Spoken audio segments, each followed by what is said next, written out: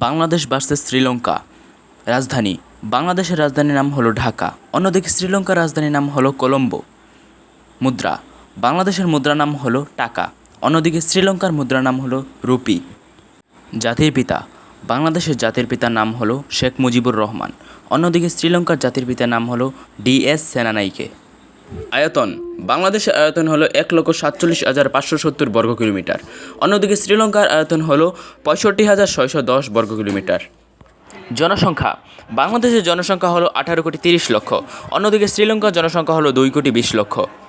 রাষ্ট্রীয় ধর্ম বাংলাদেশের রাষ্ট্রীয় ধর্ম হলো ইসলাম, এখানকার 90% মানুষ ইসলাম ধর্মের অনুসারী, অন্যদিকে শ্রীলঙ্কার রাষ্ট্রীয় ধর্ম হলো বৌদ্ধ, এখানকার 70% মানুষ বৌদ্ধ ধর্মের অনুসারী। আয়তনে অবস্থান আয়তনে বাংলাদেশের অবস্থান 92তম, অন্যদিকে শ্রীলঙ্কার অবস্থান 120তম। প্রধানমন্ত্রী বাংলাদেশের প্রধানমন্ত্রীর নাম হলো তারেক রহমান, অন্যদিকে শ্রীলঙ্কার প্রধানমন্ত্রীর নাম হলো হরিণী অমর সূর্য।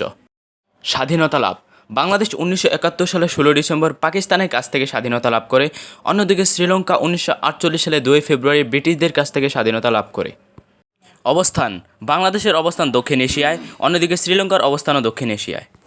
উঁচু পাহাড় বাংলাদেশের সবথেকে উঁচু পাহাড়ের নাম হলো তাজিংডং পাহাড়, যার উচ্চতা 826 মিটার, অন্যদিকে শ্রীলঙ্কার সবথেকে উঁচু পাহাড়ের নাম হলো পিদুর তালাগালা, যার উচ্চতা 2524 মিটার।